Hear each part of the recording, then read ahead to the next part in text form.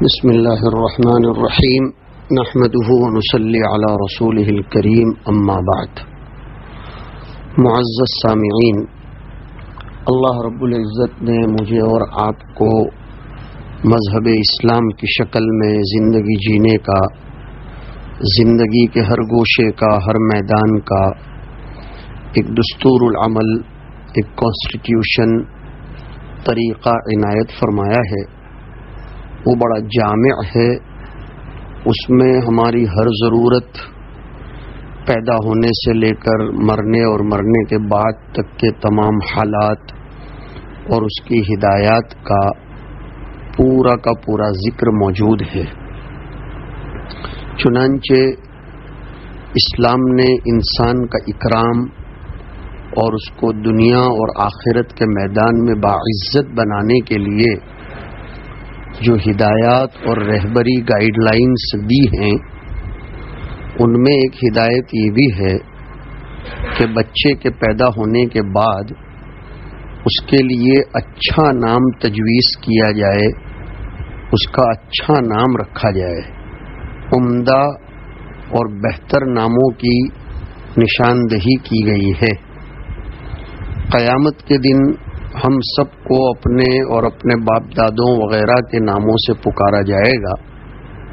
اچھے نام رکھے جائیں تاکہ کل قیامت کے دن ناموں کے برے ہونے کی بنا پر جگ ہنسائی اور ذلت نہ ہو. اور یہ بھی مجرب بات ہے کہ نام کا اثر انسان کی ذات پر پڑتا ہے. چنانچہ حضور پاک علیہ الصلاۃ والسلام نے ارشاد فرمایا کہ بلا شبہ تم قیامت کے دن اپنے اور اپنے باپ دادا کے ناموں سے پکارے جاؤ گے تو تم اپنے نام اچھے رکھا کرو. قیامت کے دن لوگوں کو پکارا جانا یہ حساب کتاب اور جنت و جہنم کے فیصلے کے لیے ہوگا. اللہ تعالیٰ فرماتے ہیں یا قومی انی اخاف علیکم یوم التناد، یہ میری قوم، میں تمہارے بارے میں ڈرتا ہوں اس دن سے جب ایک دوسرے کو پکارا جائے گا. یہ قوم جو فرعون کی تھی، اس قوم میں ایک مومن تھا، اس کا قول ہے جسے قرآن کریم میں ذکر کیا گیا ہے. تمام مفسرین نے یوم التناد سے حساب و کتاب کے دن کو مراد لیا ہے. اس حدیث شریف میں قیامت کے دن اپنے اور اپنے باپ دادوں کے ناموں سے پکارے جانے کا تذکرہ ہے. بعض حدیثوں میں ماؤں کے ناموں سے پکارے جانے کا بھی ذکر ہے. قیامت کے دن پکار چونکہ چند مرتبہ ہوگی، so many times، اس لیے ممکن ہے کہ کسی وقت باپ کے ناموں سے پکارا جائے اور کسی وقت ماں کے ناموں سے، یا بعضوں کو باپ کے نام سے، بعضوں کو ماں کے نام سے. اور بعض محدثین نے بڑی اچھی توجیہ کی ہے کہ جو اولاد الزنا ہوگی ان کی ستاری کے لیے، ان کی عزت کو باقی رکھنے کے لیے ان کو ماں کے نام سے پکارا جائے گا. اور اس میں حضرت عیسیٰ علیہ الصلاۃ والسلام ایک ایسی شخصیت ہے جن کو قرآن کریم نے بھی ماں کے نام سے ہی تذکرے کے طور پر بیان فرمایا ہے کہ انما المسیح عیسی ابن مریم رسول اللہ وکلمتہ. تو حضرت عیسیٰ علیہ السلام کو ماں کے نام سے پکارا جائے گا، کچھ اور لوگوں کو بھی. اور اسی طرح کچھ لوگوں نے یہ لکھا ہے کہ جو اپنی ماں کے نام سے زیادہ مشہور تھے ان کو ماں کے نام سے، جو باپ کے نام سے زیادہ مشہور تھے ان کو باپ کے نام سے. قیامت کے دن پکارا جانا یہ محقق مسلم ہے، ہمارا عقیدہ ہے. اس لیے ضروری ہے کہ ہر انسان اپنی اولاد کا نام عمدہ سے عمدہ رکھے، شاندار رکھے، تاکہ سر محشر قیامت میں سب کے سامنے ناموں کی خرابی ہماری ذلت اور رسوائی کا باعث نہ بنے۔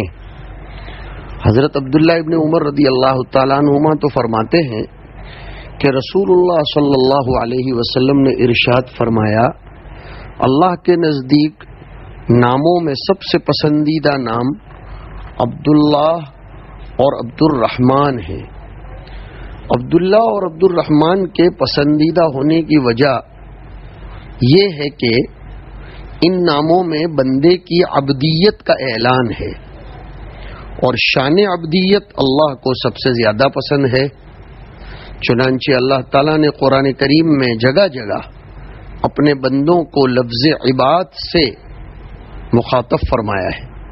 قل یا عبادی الذین اسرفوا علی انفسہم قل یا عبادی الذین آمنوا فبشر عباد الذین یستمعون القول یا عبادی لا خوف علیکم اليوم ولا انتم تحزنون۔ حضور پاک علیہ الصلاۃ والسلام کا تذکرہ عبد سے زیادہ کیا گیا ہے۔ سبحان الذی اسری بعبدہ الحمد للہ الذی انزل علی عبدہ وعباد الرحمن۔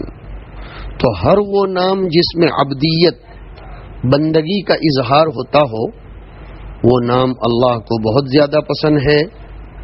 تو عبداللہ اور عبد الرحمن کے علاوہ ہر وہ نام اللہ کو پسند ہے جو عبدیت کے معنی پر دلالت کرتا ہو، جیسے عبد الملک، عبد السلام، عبد القادر، عبد الودود، عبد العزیز، عبد القدیر، عبد الباسط وغیرہ وغیرہ۔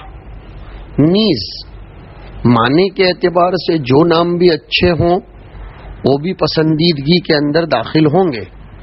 چنانچہ رسول اللہ صلی اللہ علیہ وسلم نے اپنے صاحبزادوں کا نام طاہر، طیب اور ابراہیم رکھا، نواسوں کا نام حسن حسین رکھا، ایک انصاری صحابی کے بچے کا نام منذر رکھا۔ تو ایسا نہیں ہے کہ صرف عبداللہ اور عبد الرحمن ہی، یہ تو حضور نے ایک مثال کے طور پر بیان کیا ہے۔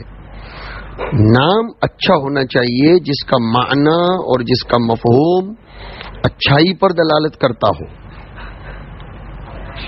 رسول اللہ صلی اللہ علیہ وسلم نے ارشاد فرمایا کہ انبیاء علیہم الصلاۃ والسلام کے ناموں پر نام رکھو، انبیاء کے نام جیسے نام رکھو۔ آج کل نہ جانے کیسی فیشن ہو گئی ہے کہ لوگ ماڈرن فیشنیبل ناموں میں بھی ایسے نام پسند کرتے ہیں جو اچھے معنی پر دلالت نہیں کرتے، بلکہ ہیرو اور ہیروئنس کے نام۔ اور ہم نے دیکھا یورپین ممالک میں آج کل کی نئی نسل کو کہ وہ ایسے نام پسند کرتے ہیں جس میں خالص مسلمان ہونے کا شائبہ بھی نہ آتا ہو، بلکہ مشترک نام جو عیسائیوں کے نام بھی رکھے جاتے ہوں وہ اپنے لیے پسند کرتے ہیں۔ ایسا نہیں ہونا چاہیے۔ نبیوں کے ناموں پر نام رکھو۔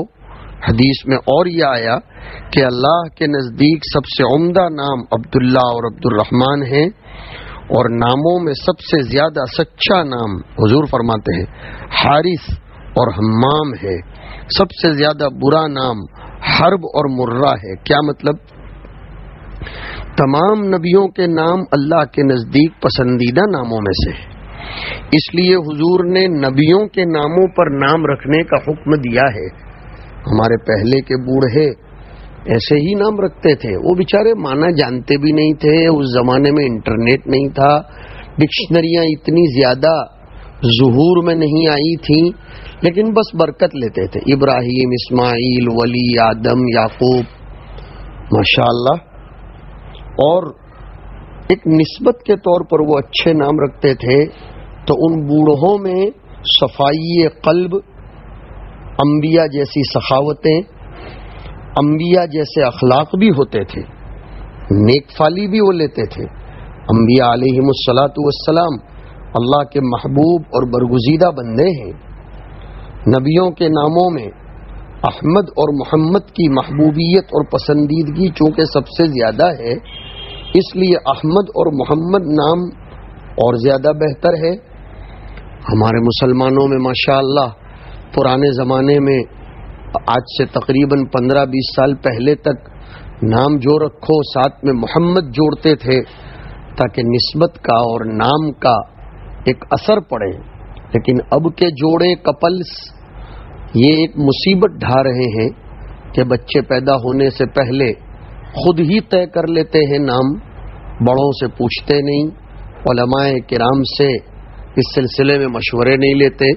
صحابہ تو نام بھی حضور سے رکھواتے تھے، اور ہمارے پہلے بوڑھے نام ہو، تحنیک ہو، اذان ہو، یہ سب بزرگوں سے کرواتے تھے۔ اللہ تعالیٰ اس کی طرف توجہ دلانے کی توفیق نصیب فرمائے، دینے کی بھی توفیق نصیب فرمائے۔ معاشرے میں یہ چیز بھی بہت زیادہ قابل اصلاح ہے۔ بہت سے لوگ تو ہم سے پوچھتے ہیں کہ ایسا نام بتائیے جو آج تک کسی نے نہ رکھا ہو مطلب ارے بھائی یہ کوئی بات ہے کہ آج تک کسی نے نہ رکھا ہو؟ ایسا نام بتائیے جو ہمارے خاندان میں کسی کا نہ ہو۔ ہم تو کبھی کبھی کہہ دیتے رکھو فرعون، نمرود، قارون، شداد، عجیب قسم کے لوگ ہوتے ہیں۔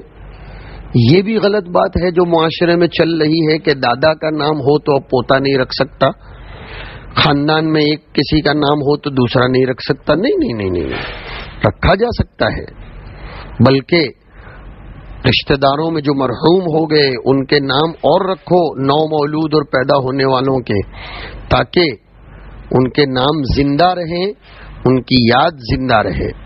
تو نام اچھے رکھنے چاہیے۔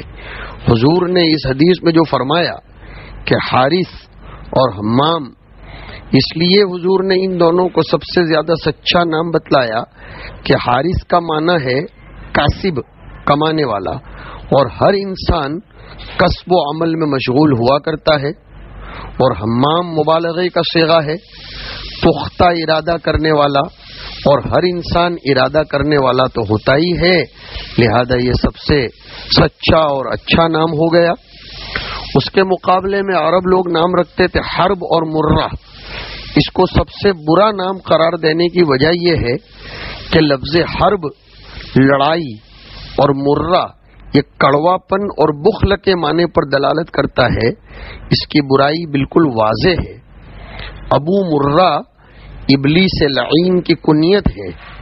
تو اب یہ دو نام بتا کر حضور فرمانا یہ چاہتے ہیں کہ جس طرح اچھے معنی پر دلالت کرنے والا نام اللہ کے نزدیک پسندیدہ ہے، اسی طرح برے معنی پر دلالت کرنے والا نام اللہ کے نزدیک ناپسندیدہ ہے۔ کوئی بھی ایسا نام جو برے معنی پر دلالت کرتا ہو، چاہے فارسی زبان کا ہو چاہے جس زبان کا بھی ہو، ترجمہ معلوم کیجئے، اس کے بارے میں تحقیق کیجئے، اور پھر اپنے بچوں کے نام رکھیے۔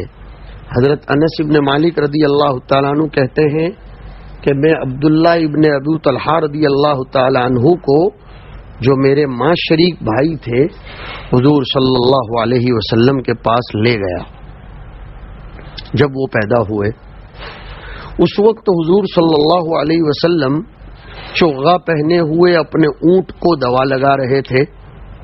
حضور نے پوچھا کہ تم یہ چھوٹے بچے کو لے کر آئے ہو، تمہارے پاس کھجور ہے؟ میں نے یس کہا کہ جی ہاں، اور چند کھجوریں حضور کے حوالے کر دیں۔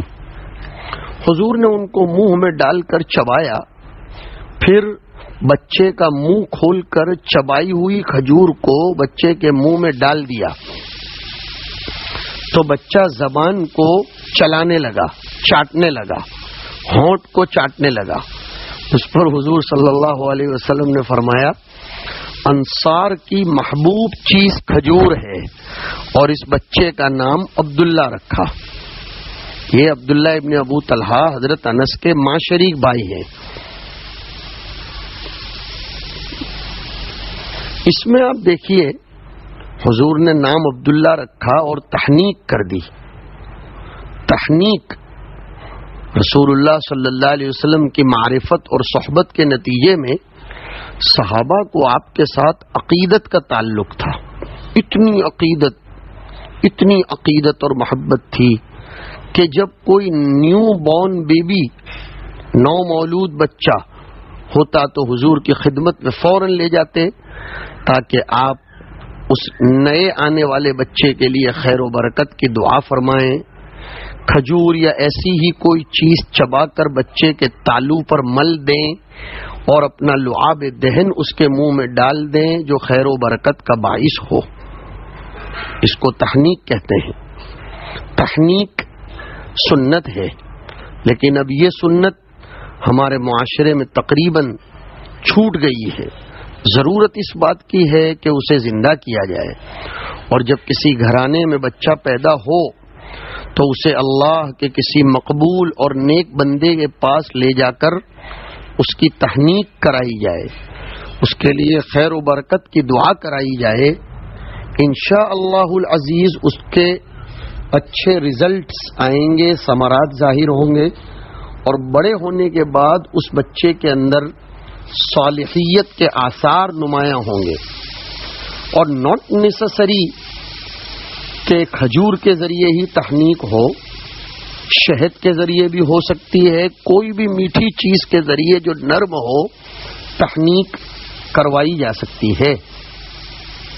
اگر ہمارے گاؤں میں قرب و جوار میں کوئی بڑا عالم نہ ہو تو ضروری نہیں ہے، بلکہ کوئی اللہ والا ہو، نماز کا پابند ہو، سچ بولنے کا عادی ہو، ذکر و اذکار کا پابند ہو، تو اس سے بھی تحنیک کروائی جا سکتی ہے. اس حدیث میں ایک لفظ یہ بھی آیا ہے جس کی طرف توجہ دلاتا چلوں کہ حضور چوغا پہن کر اپنے اونٹ کی صفائی کر رہے تھے. اس سے پتہ چلا کہ اپنا کام خود سے کرنے میں عار محسوس نہیں کرنا چاہیے. ایسی دادا گیری نہیں کرنے کی کہ ہم مرد ہیں ہم کیوں کام کریں. ایک عجیب ذہن چل پڑا ہے، نعوذ باللہ. مردانگی کا نشہ سوار رہتا ہے کہ گھر کے کسی بھی کام میں ہاتھ بٹانا نہیں چاہتے، گھر کے کسی بھی کام کو خود سے کرنا نہیں چاہتے ہیں.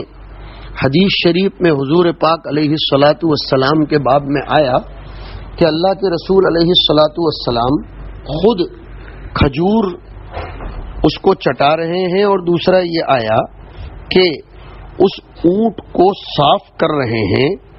تو اپنا کام خود سے کرنے میں عار محسوس نہیں کرنا چاہیے، بلکہ اسے باعث سعادت سمجھنا چاہیے. روایتوں میں ایک جگہ یہ بھی آتا ہے کہ اونٹ کے جسم پر حضور قطران مل رہے تھے، دوا لگا رہے تھے. اور بعض روایتوں میں آیا کہ حضور اپنے اونٹ کو چارہ کھلا رہے تھے.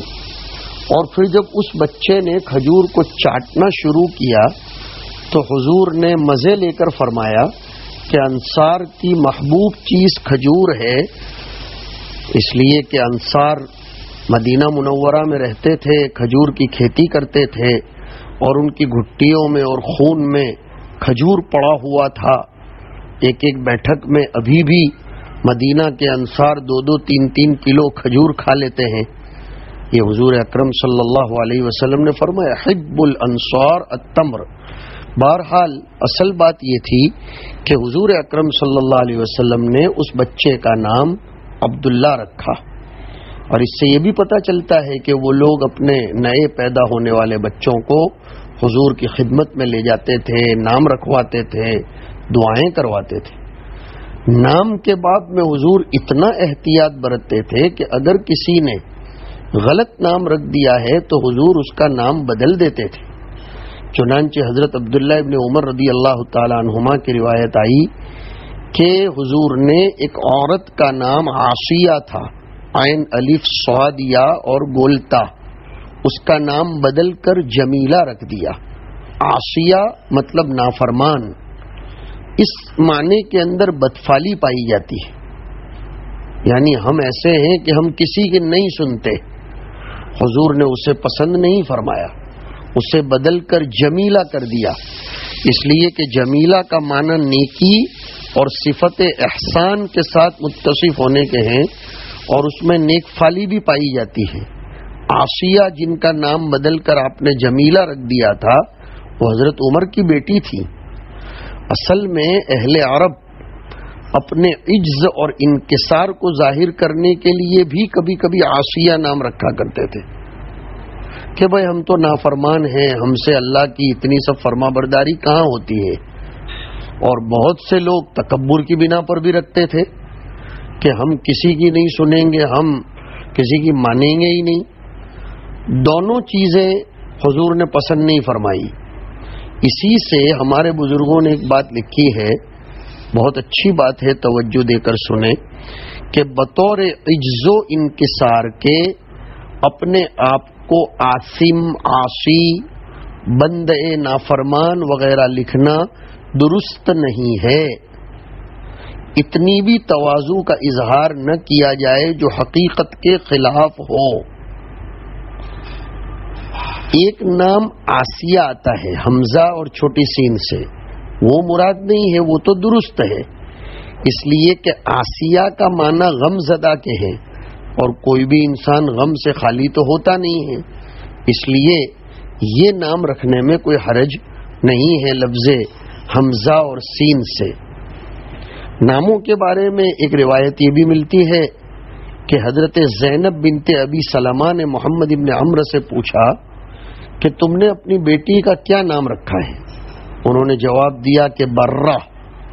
تو حضرت زینب نے فرمایا کہ رسول اللہ صلی اللہ علیہ وسلم نے اس نام کے رکھنے سے منع فرمایا ہے۔ میرا نام برہ رکھا گیا تھا تو حضور نے فرمایا اپنے نفسوں کو، اپنی ذات کو خود پاک قرار نہ دو، برتن یعنی نیک، وبرم بوالدتی وغیرہ، تو خود ہی اپنی ذات کو اور اپنے نفس کو پاک قرار مت دو۔ اللہ خوب جانتا ہے کہ تم میں سے نیکی کا اہل کون ہے۔ اس پر میرے والد ابو سلمہ نے پوچھا کہ پھر کیا نام رکھیں؟ تو حضور صلی اللہ علیہ وسلم نے فرمایا کہ زینب نام رکھو۔ برہ کا معنی اصل میں پاک، صاف۔ اس نام میں چونکہ اپنی پاکیزگی کا اظہار ہے، دعویٰ ہے، اور یہ تو اللہ ہی بہتر جانتا ہے کہ پاکیزہ کون ہے، اس لیے اس نام کو حضور نے پسند نہیں فرمایا۔ اس کے مقابلے میں زینب کا معنی خوشبودار، خوش منظر درخت کے ہیں، خوشبودار درخت، خوش منظر درخت۔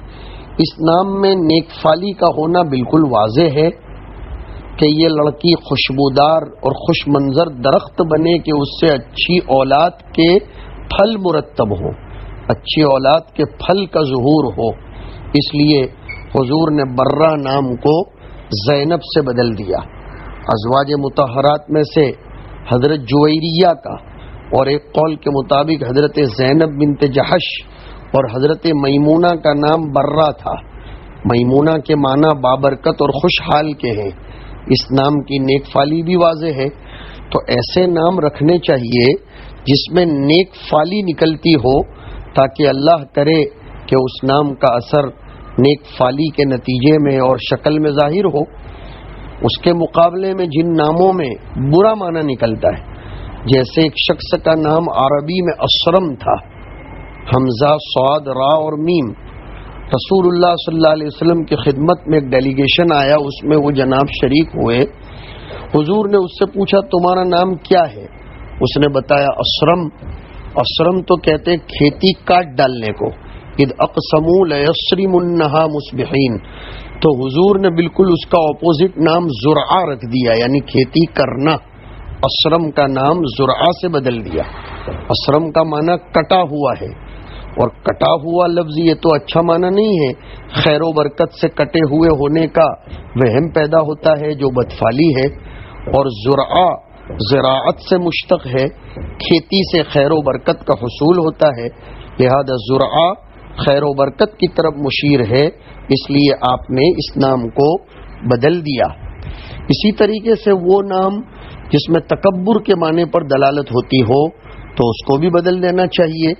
جیسے ایک صحابی کی کنیت تھی ابو الحکم، یعنی فیصلہ کرنے والوں کا باپ، حضور نے اس کو بھی بدل دیا، حالانکہ انہوں نے جواب دیا تھا کہ میری یہ کنیت اس لیے رکھی گئی ہے کہ جب میری قوم کسی معاملے میں اختلاف کرتی ہے تو وہ مجھ سے رجوع کرتے ہیں، میں اس کے معاملے کا فیصلہ کر دیتا ہوں، تو دونوں طرف کے لوگ اس سے راضی ہو جاتے ہیں۔ حضور نے فرمایا بات تو بہت اچھی ہے، لیکن تمہیں کنیت ہی رکھنی ہے تو تمہارا کوئی لڑکا ہے؟ تو انہوں نے جواب دیا کہ میرے 3 لڑکے ہیں، شریح، مسلم اور عبداللہ۔ حضور نے پوچھا ان میں بڑا کون؟ تو انہوں نے فرمایا شریح۔ تو حضور نے ان کی کنیت ابو شریح رکھ دی۔ اصل میں حکم جاری کرنے والے کو، حاکم کو، فیصلہ کرنے والے کو کہتے ہیں۔ حقیقت میں یہ اللہ کی صفت ہے، ان الحکم الا للہ، اور اس کے اسماء حسنی میں سے ایک الحکم بھی ہے۔ حکم کنیت رکھنے میں عظمت و بڑائی کا اظہار ہے، جس کا نامناسب ہونا سب کے سامنے ہے، اس لیے حضور نے اسے تبدیل کر دیا اور بڑے بیٹے کے نام پر کنیت ابو شریح رکھ دی۔ اہل عرب کے یہاں اس کا رواج تھا کہ وہ اپنی کنیت بڑے بیٹے کے نام سے رکھا کرتے تھے۔ قصہ مختصر یہ ہے کہ نام یا کنیت ایسی نہیں رکھنی چاہیے کہ جس سے نیک فالی کے خلاف یا تکبر یا برا معنی پیدا ہوتا ہو۔ ایک صاحب نے اپنا نام حزن رکھا تھا، حضور نے اسے سہل سے تبدیل کر دیا۔ حزن یعنی ایسا کہ جو ہمیشہ غمزدہ رہتا ہو، اور حضور نے سہل رکھ دیا، آسان اور نرم زمین۔ جو چیز سہل اور نرم ہو لوگ اسے خاطر میں نہیں لاتے، اس کی بے حرمتی کرتے ہیں، اور سہل کہتے ہیں ہموار اور روندی ہوئی زمین کو۔ حضور پاک صلی اللہ علیہ وسلم کا حزن کے نام کو تبدیل کرنا مشورے کے طور پر تھا، اس لیے وہ صحابی کو تھوڑا سا گرا گزرا، مگر بعد میں انہوں نے اس کو تبدیل کر دیا۔ تو حضور نے یہ عاص، عصیان اور اسی طریقے سے عزیز اور عطلہ، بعض لوگوں نے شیطان، حکم، غراب اور شہاب، آگ کا شعلہ، شہاب کا معنی ٹوٹا ہوا ستارہ، حضور نے اس کو ہشام سے بدل دیا۔ ہشام کے معنی سخاوت اور بخشش کے ہیں، اس میں نیک فالی ہے، اور شہاب میں بدفالی ہے کہ وہ آگ کا انگارہ بن کر رہے گا، ہر ایک سے لڑتا رہے گا، گرم دماغ رہے گا۔ تو یہ تو میں نے عرب کے نام سنائے، مطلب یہ ہے کہ کئی ناموں کی تبدیلی حضور اکرم صلی اللہ علیہ وسلم سے کرنا ثابت ہے۔ برے ناموں کو اچھے ناموں سے تبدیل کر دیا تاکہ بد فالی سے بچا جا سکے، نیک فالی حاصل کی جا سکے، برے ناموں کے خراب اثرات سے محفوظ رہا جا سکے، اور اچھے ناموں کے عمدہ اثرات کو حاصل کیا جا سکے۔ حضور کے طرز عمل سے یہ بات معلوم ہوئی کہ ناموں کی اچھائی کا لحاظ جس طرح انسانوں میں ہوتا ہے، اسی طرح قبائل اور جگہوں میں بھی ہونا چاہیے۔ لہذا جس طرح کسی انسان کا نام اگر برا ہو تو اسے بدل دینا چاہیے، اسی طرح کسی قبیلے یا کسی جگہ، شہر کا نام بھی اگر برا ہو تو اسے بھی تبدیل کر دینا چاہیے۔